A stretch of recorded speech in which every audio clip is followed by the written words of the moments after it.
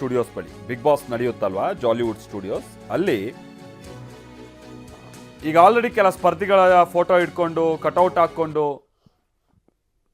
ಎಲ್ಲ ಜನ ಸೇರಿದ್ದಾರೆ ಬಂದು. ಅದರಲ್ಲೂ ಗಿಲ್ಲಿ ಫ್ಯಾನ್ಸ್ ಕ್ರೇಜ್ ಬಹಳ ಜೋರಾಗಿ ಕಂಡು ಬರ್ತಾ ಇದೆ. ಪೊಲೀಸ್ ಭದ್ರತೆ ಕೂಡ ಬಹಳ ಹೆಚ್ಚಿದೆ ಜಾಲಿವುಡ್ ಸ್ಟುಡಿಯೋಸ್ ಬಳಿ. ಮಲ್ತೇಶ್ ಜಗಿನ್ ನಮ್ಗೆ ಇದಕ್ಕೆ ಸಂಬಂಧಪಟ್ಟಂಗೆ ಡೀಟೇಲ್ಸ್ ಕೊಡ್ತಾರೆ, ನೇರ ಸಂಪರ್ಕದಲ್ಲಿ ಜಾಯಿನ್ ಆಗ್ತಾ ಇದ್ದಾರೆ. ಮಲ್ತೇಶ್ ಜಗಿನ್, ಬಹುಶಃ ಈಗ ಆಲ್ರೆಡಿ ಆ ಪ್ರಕ್ರಿಯೆ ಎಲ್ಲ ಶುರು ಆಗಿರುತ್ತೆ, ಹಾಗಾಗಿ ಹೊರಗಡೆ ಆ ಗುಟ್ಟು ಗೊತ್ತಾಗಬಾರ್ದು, ಆ ಕಾರಣಕ್ಕಾಗಿ ಒಳಗಡೆ ಏನೇನಾಗಬೇಕೋ ಅದೆಲ್ಲ ನಡೀತಾ ಇರುತ್ತೆ.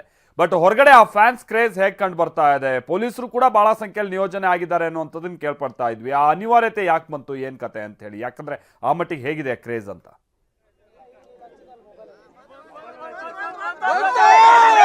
ಮಾಲ್ತೇಶ್, ಖಂಡಿತ ಏನಂತಂದ್ರೆ ಸದ್ಯಕ್ಕೆ ಬಿಡದಿ ಬಳಿ ಇರುವಂತಹ ಜಾಲಿವುಡ್ ಸ್ಟುಡಿಯೋಸ್ ಬಳಿ ಒಂದು ದೊಡ್ಡ ಸಂಭ್ರಮ ಮನೆ ಮಾಡ್ತಾ ಇರ್ತಕ್ಕಂಥ, ಅದರಲ್ಲೂ ಪ್ರಮುಖವಾಗಿ ಏನಂತಂದ್ರೆ ಸಾಕಷ್ಟು ಸಂಖ್ಯೆ ಅಭಿಮಾನಿಗಳಿರ್ತಕ್ಕಂಥದ್ದು.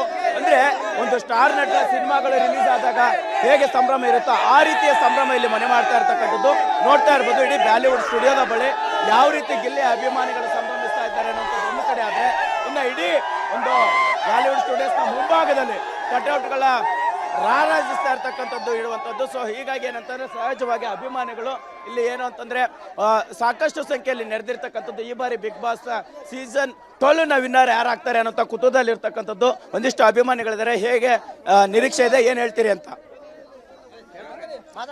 ಅಣ್ಣ, ಪೈಲೆ ಫಸ್ಟ್ ಆಗಿ ಹೇಳ್ಬೇಕಂದ್ರೆ ಡಾಗ್ ಸತೀಶ್ಗೆ ಡೈಲಾಗು, ನಾಯಿ ಮಾಡುತ್ತೆ ಕಕ್ಕ, ಡಾಗ್ ಸತೀಶ್ ಅವರೇ ದೊಡ್ಡ. ಒಟ್ಟಾರೆಯಾಗಿ ಏನಂತಂದ್ರೆ ಸಾಕಷ್ಟು ಸಂಖ್ಯೆಯ ದಿಲ್ಲಿ ಅವರ ಅಭಿಮಾನಿಗಳಿರ್ತಕ್ಕಂಥದ್ದು ನೋಡ್ತಾ ಇರ್ಬೋದು. ಅಂದ್ರೆ ಒಟ್ಟಾರೆಯಾಗಿ ಏನಂತಂದ್ರೆ ಈ ಬಾರಿ ಕ್ರೇಜ್ ಹೆಚ್ಚಿನ ಸಂಖ್ಯೆಯಲ್ಲಿ ಕ್ರಿಯೇಟ್ ಆಗಿದೆ. ಗಿಲ್ಲಿನ ಗೆಲ್ಲೋದಲ್ಲ, ಹಾಗಾಗಿಲ್ಲ, ಚೆನ್ನಾಗಿ ಆಡ್ತಾವ್ರೆ, ಬಡ ಹುಡುಗ ಬೇರೆ ಚೆನ್ನಾಗಿ ಆಡ್ತಾವ್ರೆ.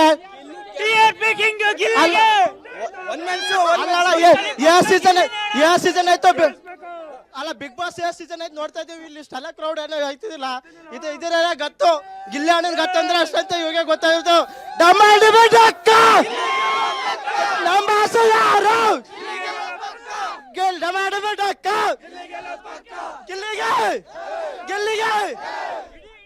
ಇಲ್ಲಿ ನೋಡ್ತಾ ಇರ್ಬೋದು. ಇನ್ನೊಂದು ಭಾಗದಲ್ಲಿ ಯಾವ ರೀತಿ ಅಭಿಮಾನಿಗಳಿದ್ದಾರೆ ಅನ್ನೋದು ಒಂದು ಕಡೆ ಆದ್ರೆ, ಇಡೀ ಒಂದು ಕಟ್ಔಟ್ಗಳನ್ನ ಹಾಕಿ ಸಂಭ್ರಮಿಸ್ತಾ ಇರ್ತಕ್ಕಂಥದ್ದು.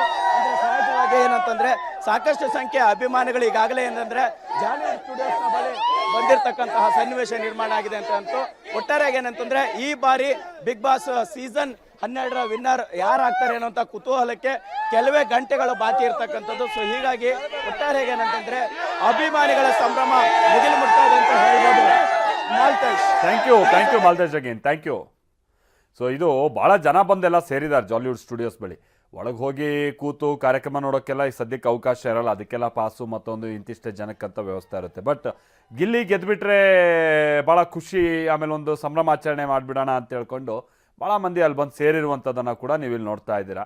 ಟೀಕೆ ಮಾಡೋರು ಮಾಡ್ತಾರೆ, ಬ್ರಿಟಿಷರು ಇದಕ್ಕೆ ನಮ್ಮನ್ನು 300 ವರ್ಷ ಆಳಿದ್ದು, ಯಾವುದಕ್ಕೆ ಹೋರಾಡಬೇಕು, ಏನು ಮಾಡಬೇಕು, ಈಗಕ್ಕೆಲ್ಲ ಬಂದುಬಿಟ್ಟು ಅಯ್ಯಪ್ಪ ಸ್ವಾಮಿಗೆ ಹೋದ್ರು ಅದೇನೆ, ಮತ್ತೊಂದು ಕಡೆ ಹೋದ್ರು. ಬಟ್ ಜನರಿಗೆ ಒಂದು ಕ್ರೇಜ್, ಇದೊಂದು ಟೈಮ್, ಇದೆಲ್ಲ ವರ್ಷ ಇಡೀ ಮಾಡ್ಕೊಂಡಿರ್ತಾರೆ ಅಂತಲ್ಲ, ಇದೊಂದು ಟೈಮಲ್ಲಿ ಸಹಜವಾಗಿ ಅವ್ರಿಗೆ ಒಂದು ಕ್ರೇಜು.